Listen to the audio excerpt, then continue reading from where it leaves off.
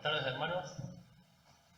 Una vez más conectados aquí, con un mismo corazón, un mismo sentir, ansiosos de escuchar la palabra. Espero que Dios prepare nuestros corazones allí para escuchar la palabra de Esdras. Le quería compartir un versículo que está en Juan 14:27. La paz os dejo, mi paz os doy. Yo no la doy como el mundo la da. No se turbe vuestros corazones ni tengan miedo. En estos tiempos, que bien viene un poco de paz a nuestros corazones, y que mejor como la da el Señor, aquí como lo está diciendo. Aquí hay un video preparado, quizás muchos extrañan. Estar congregados, estar alabándole al Señor, y qué mejor forma de ver un recuerdo, allí una iglesia cantando, adorándole, y cada uno sirviendo, gozando en cada actividad. Así que aquí está el video.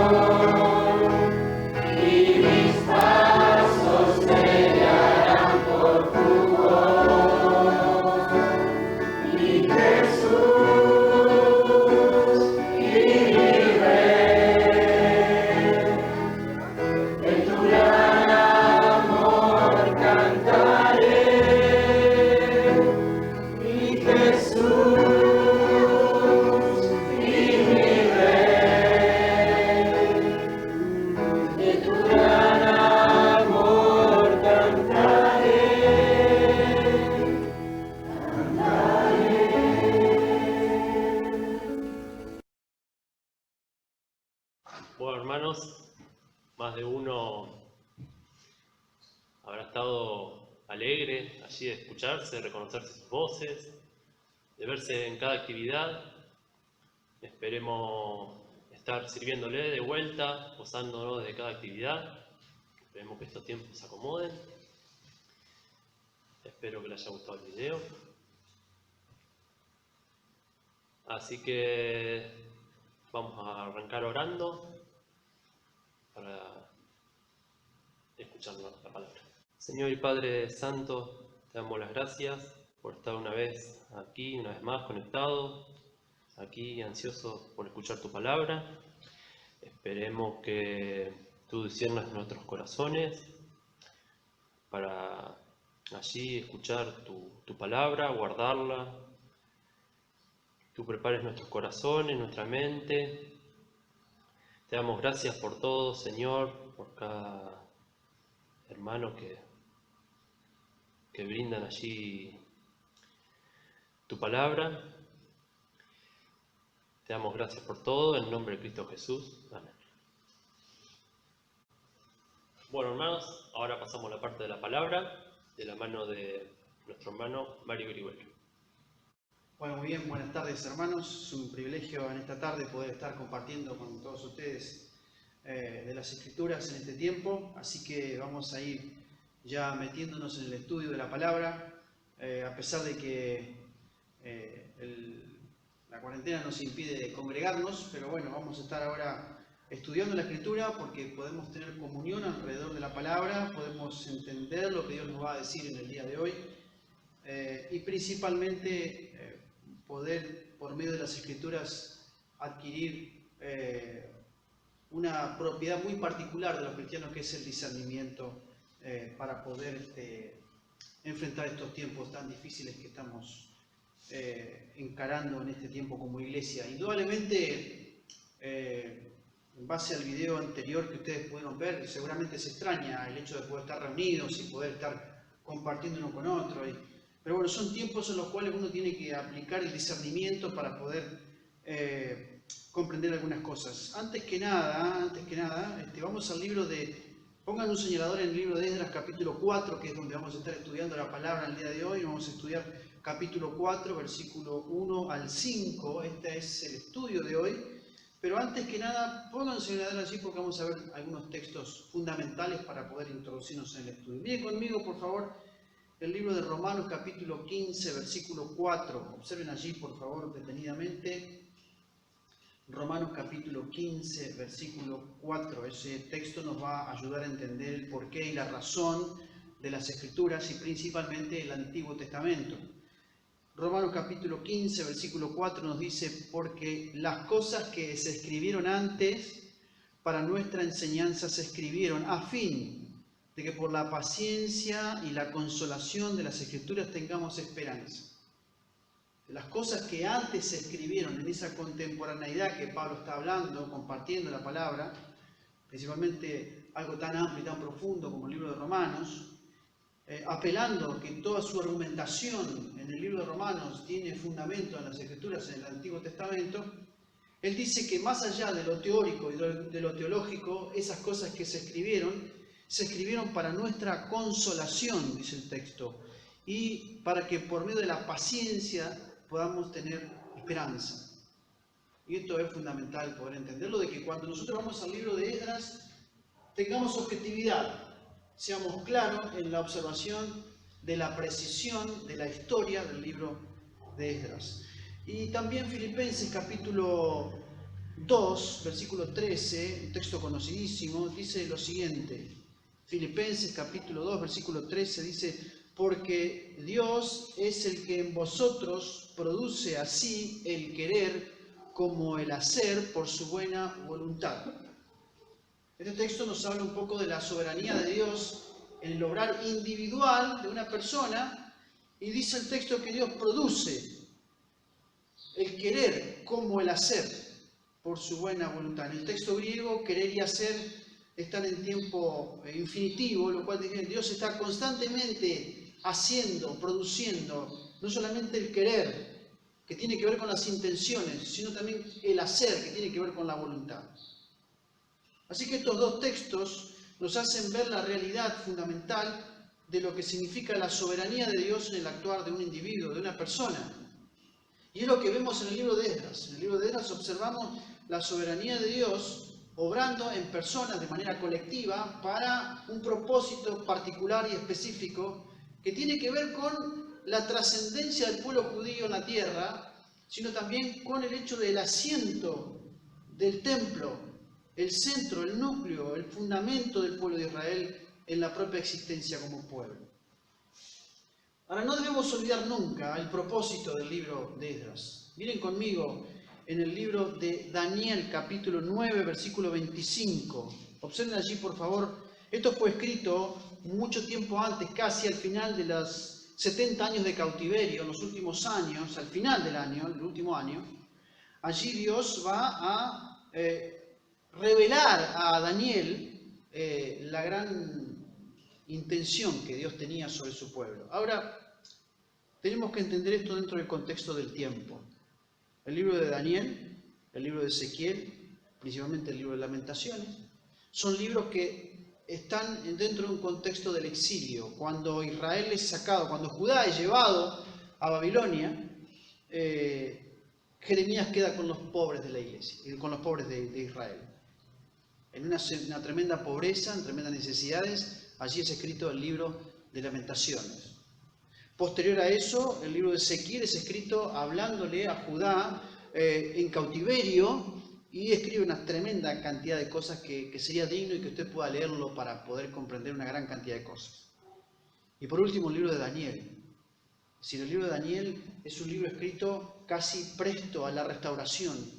Y lo que Dios va a hacer es va a revelar esa cantidad de cosas que aparecen allí de lo que Él iba a hacer con su pueblo, que estaba cautivo, pero que había comenzado Dios a actuar y a moverse por medio de sus profetas, en este caso el libro de Daniel. Daniel capítulo 9, versículo 25 dice, 70 semanas están, sabe pues y entiende que desde la salida de la orden para restaurar y edificar Jerusalén hasta el Mesías príncipe, habrá 7 semanas y 62 semanas que se volverá a edificar la plaza y el muro en tiempos angustiosos. Y aparece allí una palabra fundamental para poder entender lo que pasa en el libro de Esdras. Dice, desde la salida de la orden para restaurar y edificar Jerusalén hasta el Mesías príncipe. El concepto de restaurar es fundamental entenderlo. Porque si nosotros no entendemos el concepto bíblico de restaurar, tanto en el Antiguo Testamento como en el Nuevo Testamento, vamos a cometer un gravísimo error. Y creo que es importante poder entender este término. La palabra restaurar en el Antiguo Testamento tiene una connotación fundamental porque está regida, dirigida, controlada por el Pentateuco, principalmente por el libro de Levítico y gran parte del libro de Números.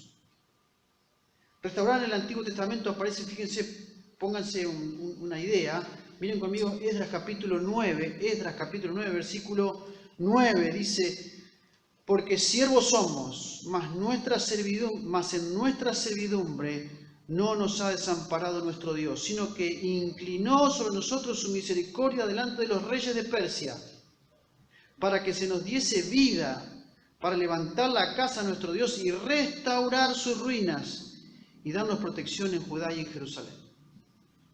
Dios en su misericordia decidió restaurar a este pueblo. Les volvió a dar vida. Y restaurar en el Antiguo Testamento tiene una connotación extremadamente importante. En el Antiguo Testamento significa volver las cosas a su lugar.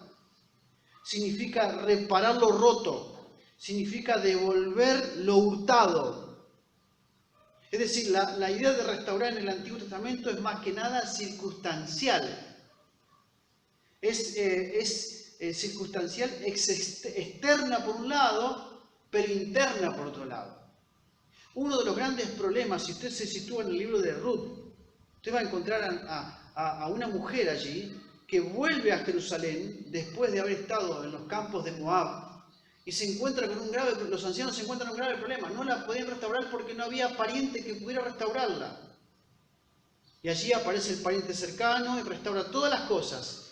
Cuando los ancianos ven y descubren que hay alguien que puede restaurar, restaura. Lo cual implica una enorme importancia de que la restauración tiene que ver con condiciones externas para restituir una condición interna. Es decir, es circunstancial la restauración en el Antiguo Testamento. Y cuando se refiere al pueblo judío, Dios va a intervenir en sus circunstancias para que el pueblo de Israel sea restaurado.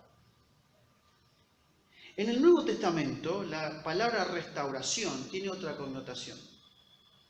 La palabra restauración tiene que ver, como sabemos todos, que es volver a colocar un hueso en su lugar.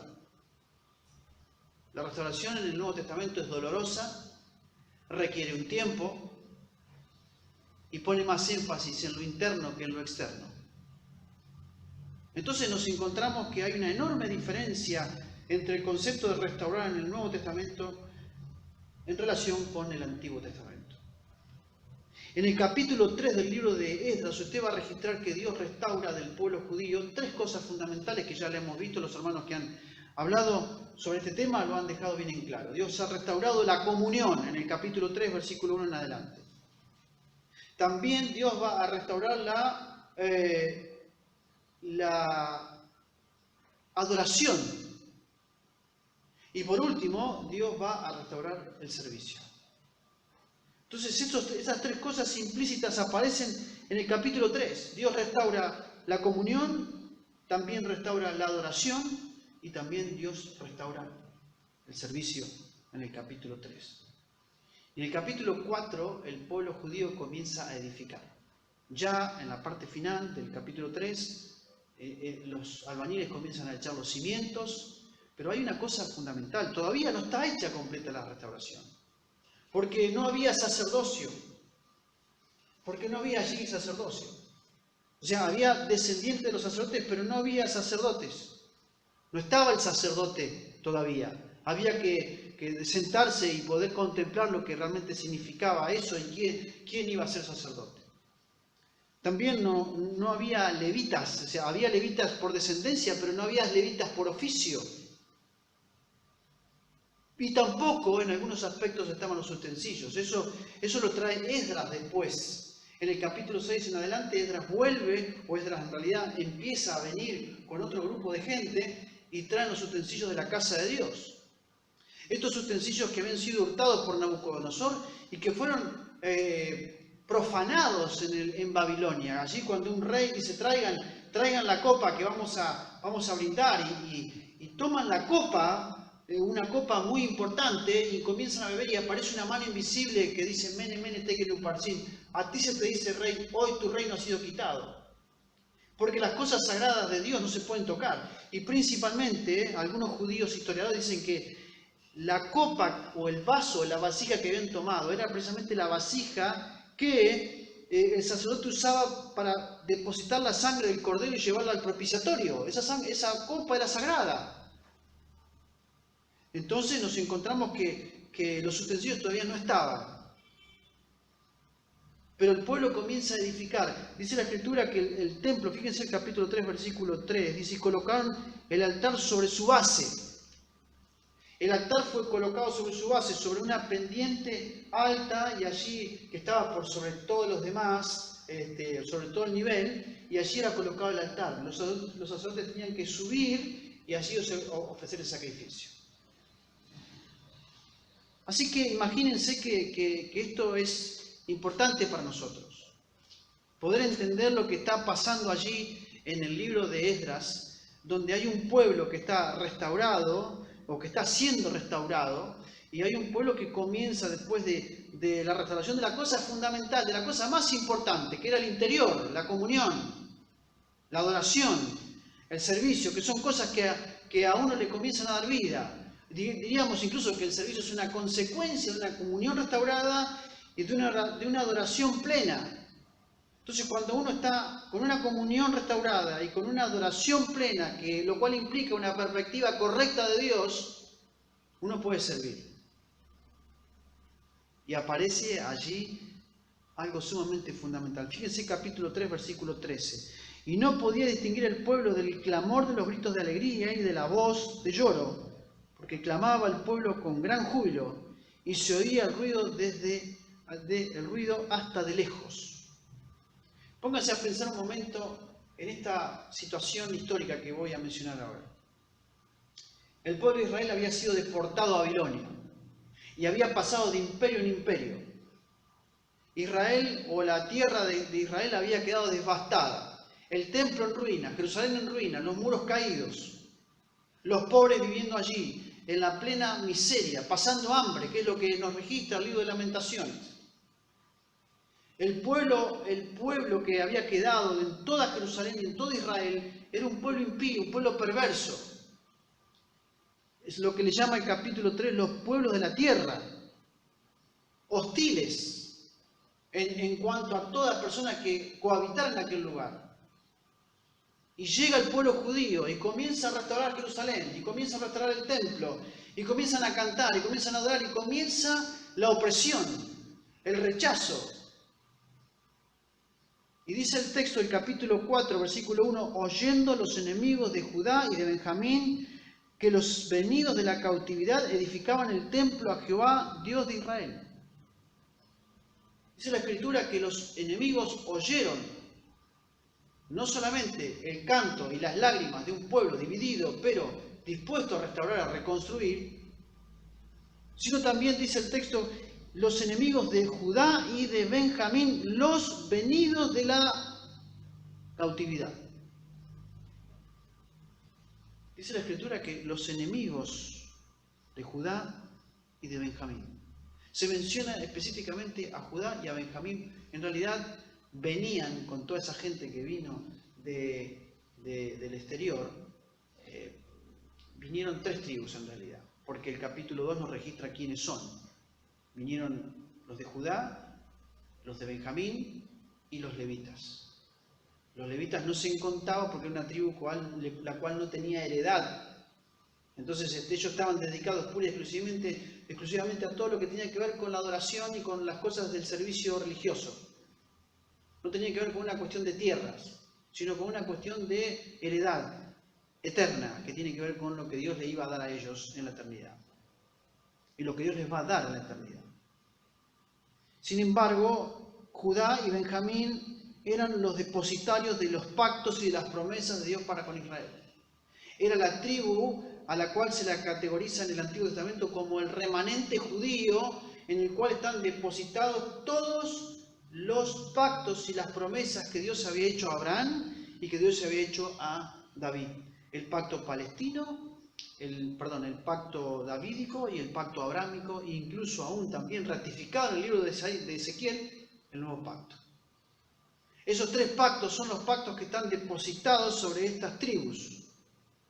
Y principalmente también las promesas que Dios había hecho a Abraham y a David. Así que imagínense que estos hombres, dice, los venidos de la cautividad, edificaban el templo a Jehová. El templo es un tema sumamente central en el libro de Esdras. No solamente en el libro de Esdras, sino también en el libro de Nehemías. Es la centralidad del libro. Si ustedes miran capítulo 1, versículo 1 en adelante, dice el texto, el capítulo 1, versículo 4 y capítulo 1, versículo 3, dice que edifique casa a Jehová, y luego dice ofrendas voluntarias para la casa de Dios. Y luego aquí habla del templo de Jehová, Dios de Israel. Era el lugar en el cual Dios había decidido manifestarse en medio de su pueblo. Yo me preguntaba esta semana por qué Dios decide manifestarse en medio de su pueblo en un templo. Porque Dios lo que va a hacer es confirmar a su pueblo la eficacia de sus promesas. Dios se manifiesta porque le va a mostrar a ellos que sus promesas son eficaces. Y no solamente va a mostrarle eso, sino que lo va a mostrar por medio de una convivencia, por medio de una morada. El propósito por el cual Dios tiene un templo es el mismo propósito por el cual Dios tuvo un tabernáculo. Moraré en medio de ellos, yo seré a ellos por su Dios y ellos serán mi pueblo, dice el libro de Éxodo. Lo cual significa entonces que Dios se manifiesta a ellos en el templo de Dios, en el tabernáculo, para confirmar las promesas que Él había hecho a Abraham y en este caso también mucho tiempo después a David. Cuando Dios se manifiesta en el tabernáculo, confirma todas las promesas que Dios les había hecho a Moisés. Y cuando Dios se manifiesta en el templo de Salomón, confirma las promesas que Dios les había hecho a David. Hay algo curioso en este templo. Cuando se inaugura el templo, la gloria de Dios no aparece. Cuando se inauguró el templo de Dios, la gloria de Dios se magnificó. Llenó el lugar santísimo. Cuando se manifestó la gloria de Dios en la inauguración del templo de Salomón, la gloria de Dios llenó el templo. Cuando el templo de Esdras fue inaugurado, la gloria de Dios brillaba por su ausencia. Porque el pueblo judío había quebrantado la gloria de Dios. El Icabod en 1 de Samuel permaneció hasta que Dios quitó su gloria del pueblo judío. Si usted no me cree esto, tiene que leer Ezequiel capítulo 10 y 11. Y usted va a ver allí el registro histórico de cómo la gloria de Dios se retira, sale del lugar santísimo, pasa por la puerta del rey, cruza el valle de Hebrón, se posiciona sobre el monte de los olivos y del monte de los olivos asciende a la presencia de Dios. La gloria de Dios se retira del pueblo judío.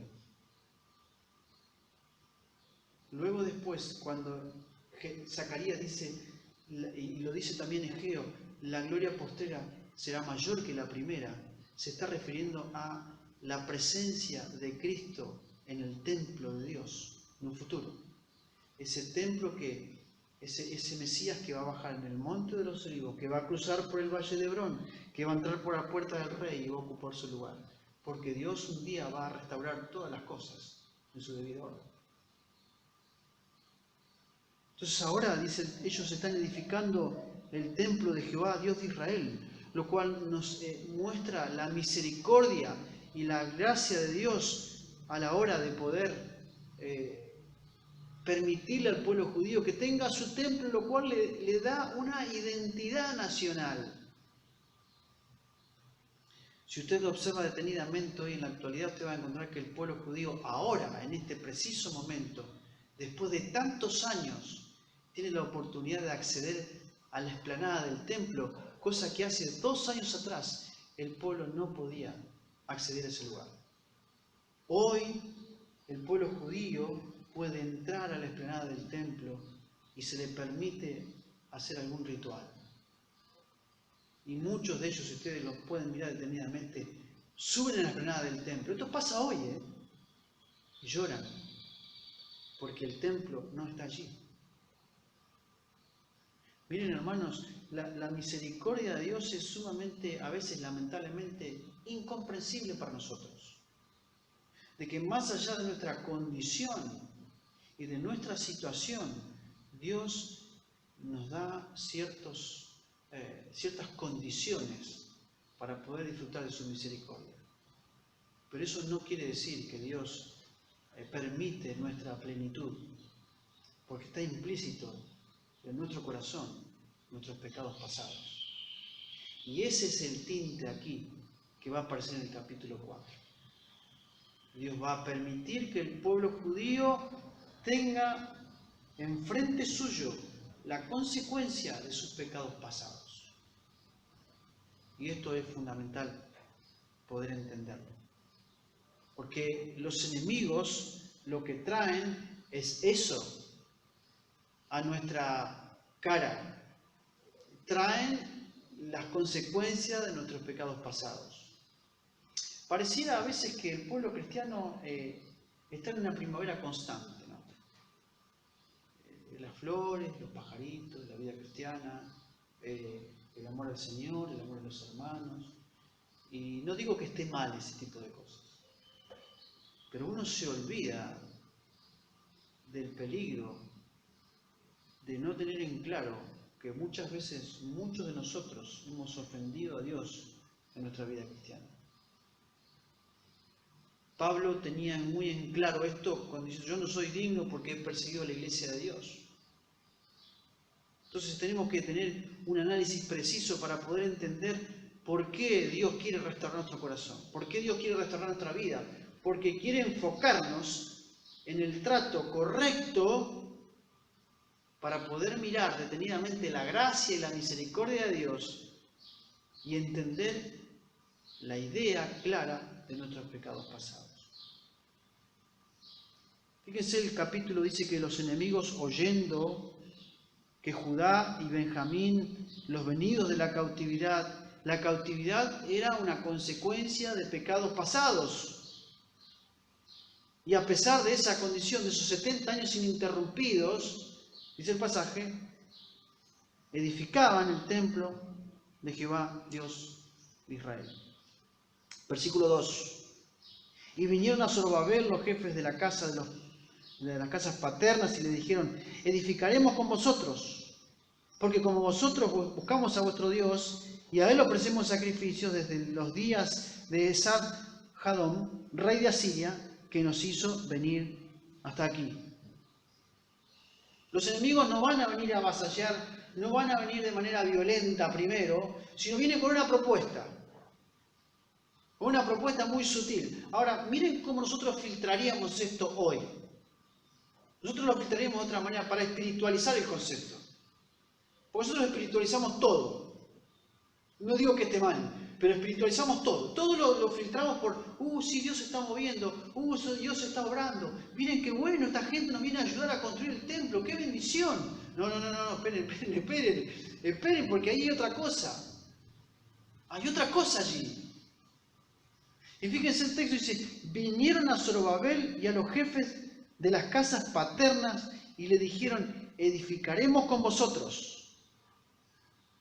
¿Y por qué? Porque como vosotros buscamos a vuestro Dios y a él ofrecemos sacrificios, desde los días de Esarhaddón, rey de Asiria, que nos hizo venir hasta aquí. La propuesta son tres, la que ellos les hacen. Primero, dice el texto: edificaremos con vosotros. Vamos a construir este templo juntos. Vamos a levantar juntos esto que Dios quiere hacer con nosotros. Segunda propuesta: buscamos a Dios, buscamos a vuestro Dios. Lo buscamos, estamos buscando a Dios de alguna u otra manera. Lo queremos a Él honrar como ustedes le honran. Tercera propuesta: y a Él ofrecemos sacrificios desde los días de Esar-Hadón, rey de Asiria, que nos hizo venir aquí. Lo que los enemigos le muestran es su trayectoria. Por muchísimo más de 70 años, esta gente estuvo ofreciendo sacrificios. Tenemos una trayectoria. Buscamos a nuestro Dios. A Él le adoramos. A Él queremos honrarle exactamente igual que ustedes. Ahora, todo esto tiene un contexto histórico. Y permítanme explicarles tres conceptos fundamentales para poder entender ese contexto del capítulo 4. Israel, desde que entró en la tierra prometida, fue un pueblo contradictorio y rebelde, dice el libro de Deuteronomio. Este pueblo que iba a entrar a la tierra prometida en el contexto de Deuteronomio, Moisés le da una característica. Dice: este pueblo es contradictor y rebelde. Entra en la tierra prometida y por mano de Josué los distribuye, los coloca en su debido lugar. Dice la Escritura en el libro de los Jueces que cada uno hacía lo que bien le parecía. Aparece el primer rey, Saúl, un rey que tenía una impostura física y que era dotado por el Espíritu, pero que era un rey rebelde en muchos aspectos. Ya el hecho de que Israel tuviera un rey significa que era un desprecio directo a la presencia de Dios. El pueblo de Israel cambia la teocracia por la monarquía y el rey es impuesto. Y dice Dios: no te han rechazado a ti, sino a mí. Dales al rey que pide. Y ahí aparece Saúl. Luego después aparece David. Saúl muere y el pueblo judío se divide entre la casa de David y la casa de Saúl. Posteriormente a eso, después muere David, aparece Salomón, muere Salomón y el reino se divide en dos: Jeroboam y Roboam, las tribus del norte con las tribus del sur. Y Jeroboam aparece como un rey aparentemente que coloca al pueblo en su comodidad y corrompe la adoración porque pone un becerro y dice: no se vayan a Jerusalén, quédense acá, acá pueden adorar, porque ustedes se van a ir a Jerusalén, van a ser advertidos por la palabra, y entonces lo que van a hacer, me van a sacar a mí como rey, un rey que les impida discernir, y corrompe el sacerdocio también, corrompe la adoración, pone sacerdotes según su propio corazón, dice la Escritura en Reyes capítulo 12, corrompe el sacerdocio y corrompe todo el sistema religioso. Y esa corrupción es la que corrompe todo el sistema de las 10 tribus de Israel. Una adoración corrupta, un sacerdocio corrupto y un sistema religioso corrupto. Y aparecen los profetas que hablan a las tribus del norte, a las tribus del sur, que se llaman los profetas preexílicos, profetas que se van a levantar y van a denunciar esa corrupción. Principalmente, uno de los libros más importantes es el libro de Oseas, donde hace una condenación directa al becerro de Samaria. Tu becerro, oh Samaria, dice esa abominación. Entonces, vuestras fiestas, vuestros días solemnes los detesto, los rechazo, dice la Escritura. La corrupción de Israel nos muestra, fíjense detenidamente, algo sumamente importante. Deténganse, por favor, en la lectura, en el libro de Segunda de Reyes, por favor. A ver si se pueden detener allí para poder entender un poquito algo que tiene que ver con la corrupción de Israel. Segunda de Reyes, vamos a poder entenderlo muy detenidamente. Capítulo 17. En Segunda de Reyes, capítulo 17, fíjense el pasaje, el versículo 15 del capítulo 17 del libro de Segunda de Reyes. Versículo 15 dice, vamos a leer del 13.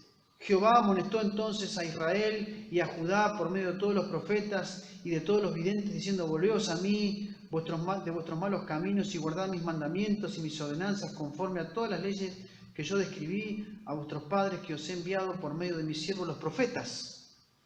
Mas ellos no obedecieron, antes endurecieron su cerviz como la cerviz de sus padres, los cuales no creyeron en Jehová su Dios. Y dice el versículo 15, desecharon sus estatutos y el pacto que él había hecho con sus padres. Versículo 16 dice, dejaron todos los mandamientos.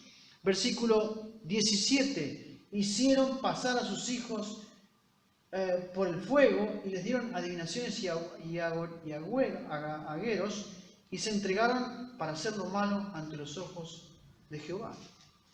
Este pueblo había sido contaminado. Vino los asirios, hicieron cautivo, asediaron las 10 tribus, se las llevaron a todas, no quedó nadie en la parte norte del tribu de Israel, de la parte de Israel. Y luego después dice el texto, fíjense el versículo 24 del mismo capítulo. Y trajo el rey de Asiria gente de Babilonia, de Cuta, de Aba, de Amat y de Serbaín, y los puso en las ciudades de Samaria, en lugar de los hijos de Israel, y poseyeron a Samaria y habitaron en sus ciudades. Fíjense el versículo 33. Versículo 33. Temían a Jehová y honraban a sus dioses, según las costumbres de las naciones de donde habían sido trasladados. Versículo 41. Así temieron a Jehová aquellas gentes, y al mismo tiempo sirvieron a sus ídolos, y también sus hijos y sus nietos, según como hicieron los padres. Así hicieron hasta hoy. Un pueblo totalmente perverso. Esta gente decía, edificaremos con vosotros, buscaremos a vuestro Dios, y a él ofreceremos sacrificios desde los días de Esar-Adón, rey de Asiria. Este rey saca a todo el pueblo, que es un rey muy importante en la historia, y coloca gente allí en Asiria. Luego después dice la Escritura que Dios envía leones que se los coman, y hay un gran asedio. Y después él pone unos sacerdotes allí que había llevado cautivo para que les enseñe, y el sacerdote enseña a establecer lugares altos, sistemas de idolatría, y principalmente crea allí, por primera vez que estaba estudiando esta semana, algo sumamente interesante, crea el famoso Valle de Hinnom en Jerusalén. Y esto es otro tema para estudiar.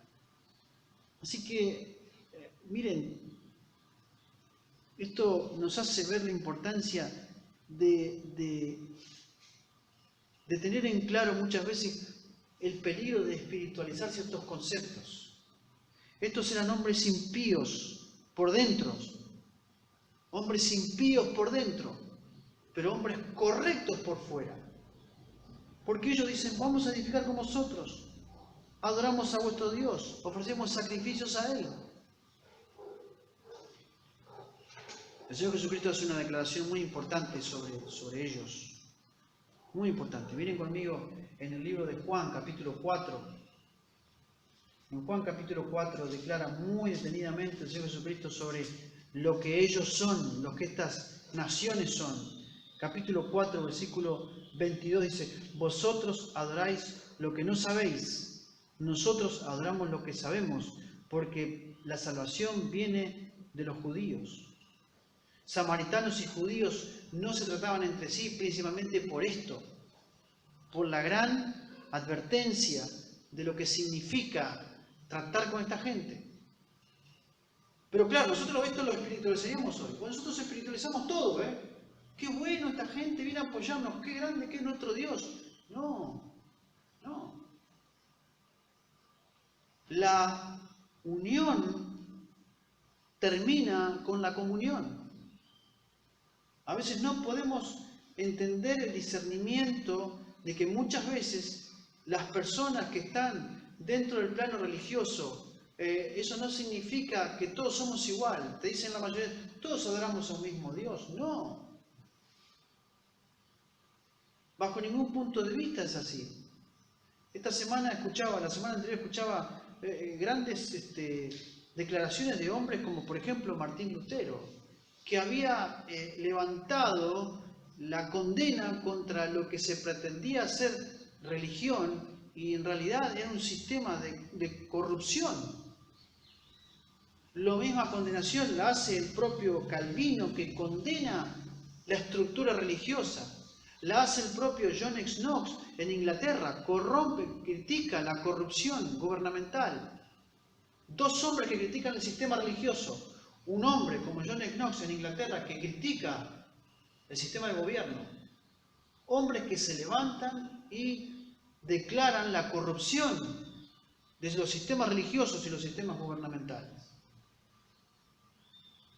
Claro, esta es una práctica muy poco común en la actualidad porque vivimos una época de popularismo, vivimos una época de secularismo, vivimos una época donde todo está bien entre nosotros. Somos todos cristianos. En el año 2017, donde se reclamó y se proclamó los 500 años de la Reforma, el Canal 7 hizo un video mostrando la unión colectiva de los protestantes, pero al final de ese video, lo que hay es una implícita incitación al ecumenismo práctico. Entonces, cuando alguien cruza esa vereda de la verdad, lo que está en juego es la verdad. Entonces, claro, el problema nuestro de no saber discernir estas cosas hace que nosotros crucemos la vereda sin discernimiento. Y si hay algo que caracteriza a los hombres de Dios hoy, la mayoría de ellos, es la falta de discernimiento con respecto a estos temas. Claro, ¿por qué? Porque ¿dónde comienza la degradación? Cuando los hombres colocan a la Escritura en un plano de subjetividad. Aquí los hombres que vienen al liderazgo y ofrecen ayuda y ofrecen adoración, porque aquí hay hombres que son corruptos interiormente, pero correctos exteriormente.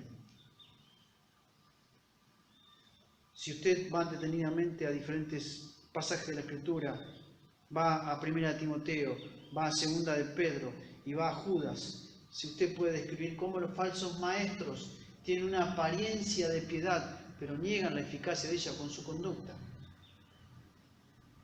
La apostasía, hermanos, no viene por hombres inmoralmente perversos. La apostasía viene por hombres moralmente correctos, pero corruptos teológicamente. Desde ese lugar viene la apostasía. Y aquí hay una incitación del error a alterar la verdad en el capítulo 4 del libro de Esdras. Fíjense conmigo el capítulo 5, el versículo 5, cómo el pueblo responde. Dice: Zorobabel, Jesúa y los demás jefes de las casas paternas de Israel dijeron: no nos conviene edificar con vosotros casa a nuestro Dios, sino que nosotros solos edificaremos a Jehová, Dios de Israel, como lo mandó rey de Ciro. Fíjense la diferencia entre un grupo y el otro. El primer grupo, el versículo 2 dice: porque nosotros buscamos a vuestro Dios. Y el pueblo judío dice: no nos conviene edificar con vosotros casa a nuestro Dios. Y hay una enorme diferencia en el trato que tiene un grupo con Dios que otro grupo. Y eso tiene que ver con nuestro Dios, vuestro Dios. O sea, es de ustedes, no es mío. Porque estos pueblos tenían en su mano la Torá y por otro lado la práctica de imitar el sacerdocio y de imitar el sacrificio, pero por otro lado también tenían la adoración a ídolos. Y principalmente, ¿por qué? ¿Por qué esta diferencia, esta dicotomía de Dios y los ídolos? Porque Dios satisfacía con todos sus sacrificios un aspecto moral a la conciencia. Pero los ídolos ofrecían una corrupción inmoral a los placeres. Entonces es importante que usted entienda esto. ¿Por qué tanta insistencia en los ídolos? ¿Por qué tanta insistencia en Baal? ¿Por qué tanta insistencia en Moloch? Porque precisamente una de las cosas que ofrecían estos ídolos era placer inmoral. El valle de Hinnom, donde el texto dice: el gusano de ellos nunca muere y el fuego nunca se apaga, que está tomando una figura de lo que significa el infierno, es precisamente en un lugar donde se hacían orgías, y en medio de esa orgía y esa inmoralidad absoluta se ofrecían los hijos a Baal. Entonces, por un lado moralidad y santidad, y por otro lado corrupción e inmoralidad, perversión sexual. Si usted va al libro de Éxodo, cuando el pueblo de Israel se levantó el pueblo a comer y a jugar, se está refiriendo a que ellos tuvieron una orgía en medio de la adoración idolátrica. Eso es lo que trae una incorrecta percepción de Dios. Una incorrecta percepción de Dios trae libertinaje sexual, libertinaje inmoral. Y este pueblo, estos líderes, Zorobabel, Jesúa y los demás jefes de la casa paterna de Israel dijeron: no nos conviene edificar con vosotros casa a nuestro Dios. No nos conviene, no es algo conveniente. No es algo que nos va a traer a nosotros edificar con libertad. Ahora, me llama la atención esta expresión de ellos, porque ellos tienen la capacidad de discernir. Ellos pueden discernir aquí. Y pueden discernir desde este lugar, pueden discernir desde una gran necesidad de no volver a cometer los mismos errores, pero por otro lado porque está el peso en ellos de poder entender qué significa construir con ellos. Es volver a repetir la historia de la división entre Israel y las tribus del norte y las tribus del sur, y aceptar todo lo que viene. Es volver a cometer el mismo pecado, es permitir que dentro de las filas de su grupo de personas entre otra vez la corrupción y la inmoralidad. El pueblo en un determinado momento no supo poner límites y se infiltró el pecado en ellos. Y eso trajo la destrucción. Al final después vamos a hacer una aplicación de todas estas cosas. Ahora, dice el texto, nosotros solos la edificaremos, como mandó el rey de Ciro. Ahora, ¿por qué ellos discernían esto? Porque en el Antiguo Testamento el concepto de discernir era algo extremadamente pesado. Levítico 10, capítulo 10, versículo 10 dice que ustedes deben aprender a discernir entre lo profano y lo inmundo. La falta de discernimiento provocó la muerte de Nadab y Abiú, donde ofrecieron fuego extraño. O sea, esta gente no supo discernir, agregaron cosas al cuerpo como el alcohol y eso les quitó el discernimiento. Eclesiastés capítulo 8, quédense allí, yo los voy a leer. Es Eclesiastés capítulo 8, versículo 5, dice algo muy fundamental para poder entender este concepto del discernimiento. Eclesiastés capítulo 8, versículo 5. Dice lo siguiente: el que guarda el mandamiento no experimentará el mal, y el corazón sabio discierne el tiempo y el juicio. El corazón sabio discierne el tiempo y el juicio. Malaquías capítulo 3. Fíjense, vamos a leer este pasaje, el último libro del Antiguo Testamento, Malaquías. Capítulo 3, versículo 18. Entonces os volveréis y discerniréis la diferencia entre el justo y el malo, entre el que sirve a Dios y el que no le sirve.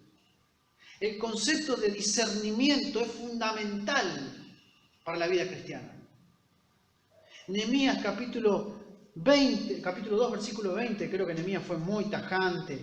Le dijo, y la respuesta les dije, el Dios de los cielos, Él nos prosperará y nosotros, sus siervos, nos levantaremos y edificaremos. Obviamente con los mismos enemigos. Fíjense lo que le dice Nehemías.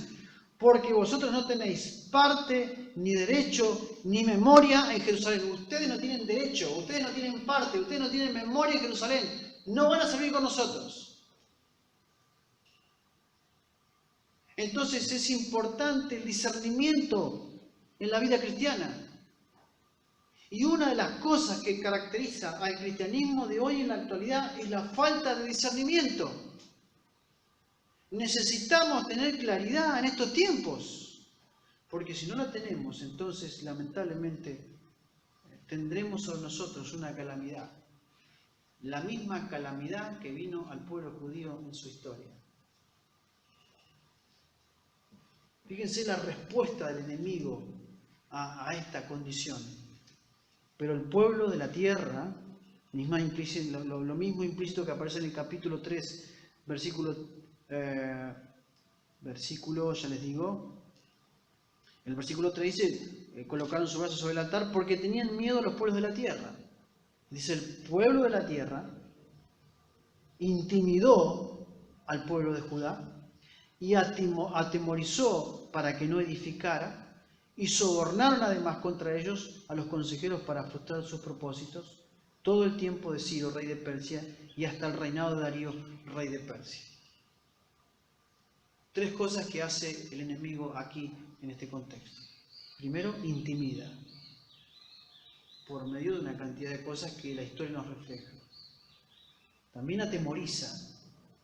Esta intimidación y esta atemorización se nota en el libro de Nehemías muchísimo. Dice la Escritura que ellos edificaban el muro y en esa edificación dice que uno tenía en su mano la herramienta y en otra mano la espada, porque el pueblo de la tierra estaba latente al ataque. Estaban intimidados, pero no estaban dispuestos a dejar la tarea. Aquí el pueblo, dice la Escritura, fíjense conmigo, versículo 24 del capítulo 4, entonces usó la obra de la casa de Dios que estaba en Jerusalén y quedó suspendida hasta el año segundo del reinado de Darío. Fíjense el versículo 23.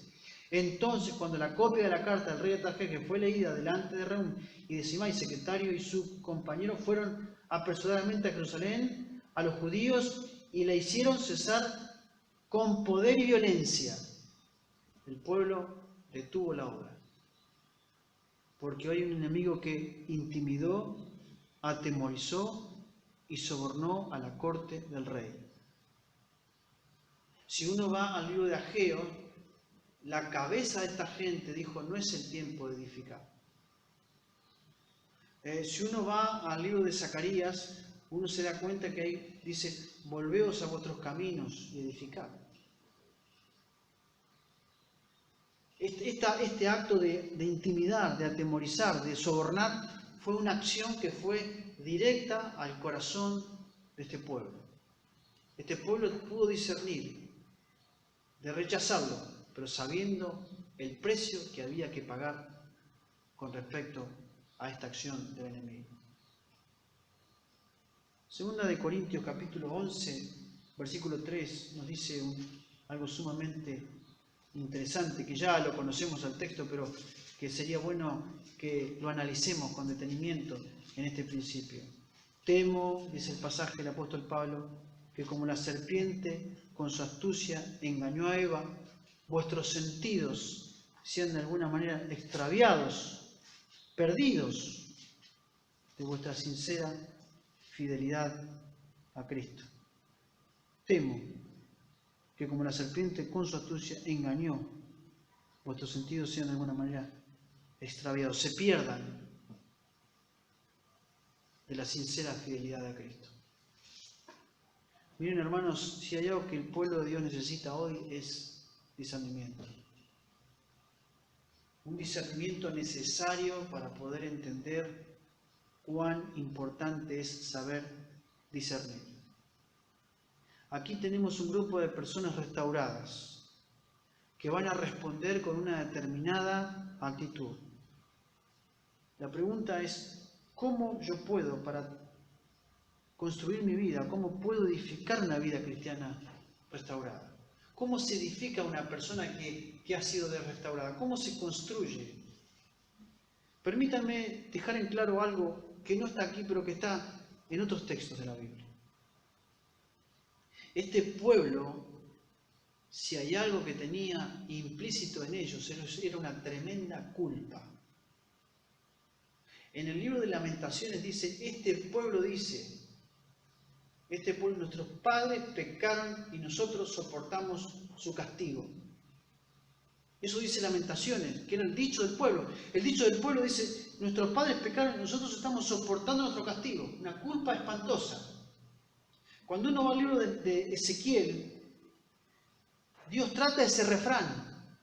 Y dice, entre ustedes hay un refrán que dice, nuestros padres comieron de la viña amarga y nosotros no tenemos dientes. O sea, no podemos comer, no podemos disfrutar de la comida. ¿Por qué? Porque lamentablemente nuestros padres pecaron. Y ahí aparece la declaración del Señor, dice, el alma que pecare, esa morirá, diciendo, ustedes no se hagan cargo de lo que sus padres hicieron. Si ustedes guardan sus mandamientos, si ustedes hacen lo correcto, yo les voy a dar vida. Y lo que Dios va a hacer es va a tratar su culpa por medio de los profetas. Por eso, a la hora de poder edificar, cómo construir una vida totalmente, digamos así, plena en la restauración, es por medio de la edificación. De edificarme a mí mismo y también de edificar al otro, pero con una clara comprensión de lo que es Dios. El otro día escuchaba un mensaje sobre una definición del pecado en la vida de David cuando peca con Betsabé. Y cuando escuché eso, mi cabeza hizo un montón de ruido, porque hablaba de que ese pecado era un pecado contra sí mismo. Como que ese pecado era el resultado de una mala percepción que David tenía sobre sí mismo. Y eso es un error. Eso es un error. Porque cuando Natán confronta a David, le dice, ¿por qué me menospreciaste? El pecado contra Dios es el peor y más grave de los pecados. Porque David pecó y pecó contra Dios. El Salmo 51 dice, contra ti, oh Dios, he pecado. Está bien, el libro de 1 Corintios dice que fornica contra su propio cuerpo peca, y eso en realidad, pero eso tiene otra connotación. tiene otra implicancia. El pecado en la vida del cristiano no es el resultado de una concepción equivocada de sí mismo. El pecado en la vida del cristiano es una concepción equivocada de la palabra y de Dios. Es un pecado en contra de la persona de Dios. ¿Qué es el pecado en sí? Bueno, entonces, las maestras que enseñan a los niños te dicen, es todo aquello que a Dios no le gusta. Claro, el gran reducto o el gran semillero del error está en las reuniones que hacen con niños. Las escuelas dominicales son el reducto, el semillero del error, porque enseñan a los hijos que el pecado es aquello que a Dios no le agrada, cuando en realidad el pecado es un quebrantamiento directo de la ley de Dios, es algo que ofende a un Dios santo, que va en contra de un Dios santo. Entonces, el gran problema que tenemos aquí es una percepción incorrecta del pecado. Y nuestra responsabilidad es edificar nuestras vidas en santidad. Claro, cuando somos restaurados en la vida cristiana, lo primero que nos viene es una ganas y una energía y una motivación tremenda de servir, cuando en realidad esa energía y esas ganas debe ser motivada a vivir en santidad más que servicio. A Dios no le place tanto el servicio, le place tanto la santidad. Por eso en el capítulo 3 de Esdras vas a encontrar que Dios restaura su comunión y también su adoración, y lo último es el servicio.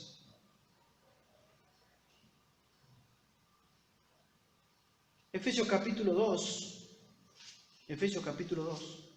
versículo 20, ya para ir finalizando, dice el pasaje, edificados sobre el fundamento de los apóstoles y profetas, siendo la principal piedra del ángulo Jesucristo mismo. La primer piedra que tenés que poner para edificar tu vida de restauración es la misma persona de Cristo, es tu comunión con Cristo, es tu relación con Cristo, es tomar a Cristo como primer cosa en tu vida, es el que te va a dar dirección, fundamento. Estimados hermanos, tenemos que comprender esta realidad. Y esto que voy a decir lo digo con absoluta responsabilidad. No se trata de recuperación, se trata de restauración producida por la soberanía de Dios. Y aquí tiene un fundamento fundamental. La primer piedra que vos tenés que edificar en tu vida para restaurar es tu relación con el señorío de Cristo, es tu comprensión del significado de la obra de Cristo en tu vida. De lo contrario, es solamente tus emociones, es solamente tu propia vida pensando en sí mismo. Son mensajes que van directamente dirigidos a tus sentimientos y a tu temporalidad, porque después, pasado el tiempo, vas a volver a hacer lo mismo. Una persona que va a edificar su vida después de ser restaurada es edificarla en Cristo. Una persona restaurada va a discernir. Miren conmigo Hebreos capítulo 5, versículo 14. Pero el alimento sólido es para los que han alcanzado madurez, para los que por el uso tienen los sentidos ejercitados en el discernimiento del bien y del mal. Aquí tenemos un grupo de personas que habían abandonado la fe y que ahora el autor quiere que se restauren. Y el primer paso para la restauración es discernir. Todo el capítulo 12 del libro de Hebreos habla de restauración. Manos caídas, rodillas paralizadas, levantándose, teniendo el concepto de la santidad de Dios. Sin santidad nadie verá al Señor, dice el pasaje. Tienen que discernir. Tienen que discernir. Si no hay discernimiento, no hay libertad en cuanto al pecado. Si no hay discernimiento, no hay plenitud en cuanto a la santidad. Hay una plenitud condicionada, hay una plenitud restringida, porque no hay santidad plena. Y también hay que enfrentar, como lo hicieron estos hombres, a aquellos enemigos. Fíjense conmigo Romanos capítulo 13. Romanos capítulo 13, versículos 13 y 14. En el mismo contexto, dice el texto, sométase toda persona a la autoridad establecida por Dios, autoridades superiores. Luego, después de una serie de cosas, del amor al prójimo, al final dice el versículo 13, andemos como el día, honestamente, no en glotonerías y borracheras, no en lujurias y lascivias, no en envidias y en contiendas y envidias, sino vestidos del Señor Jesucristo y no proveáis para los deseos engañosos. Debo enfrentar estas cosas que me rodean, la inmoralidad, la lascivia, la lujuria, la borrachera, la glotonería, y debo andar honestamente, debo ser honesto. Y debo vestirme, de proveerme de la vestidura de Cristo y no proveer para los deseos engañosos. ¿Cómo edificar una vida restaurada? Primero, edificando. Segundo, teniendo discernimiento. Y tercero, teniendo disposición a enfrentar nuestras propias consecuencias del pecado. Aquí el pueblo judío estaba ahora enfrentándose con las propias consecuencias de su pecado pasado. Si usted lee los textos siguientes, la carta que envían los enemigos al rey, el documento que se lee, estos enemigos apelan a los pecados pasados del pueblo judío. Sería bueno esta tarde que pidamos a Dios discernimiento, porque es lo que Dios quiere hacer. Dios quiere tratar en tu vida de forma plena, pero necesitamos tener una comprensión clara de lo que Dios quiere. No se trata de espiritualizar todo lo que nos viene a la mano. Debemos discernir lo que nos sucede y poder de esa manera proceder por una vida de obediencia. Vamos a orar y que Dios bendiga su palabra. Amado Señor, queremos darte las gracias por la oportunidad de abrir tu palabra con libertad y queremos pedirte, Señor, que nos ayudes en estos tiempos a discernir, a poder edificar nuestras vidas y poder enfrentar nuestras circunstancias. Te lo pedimos, Señor, en el nombre de Cristo Jesús. Amén. Muy bien, muchísimas gracias y que el Señor les bendiga.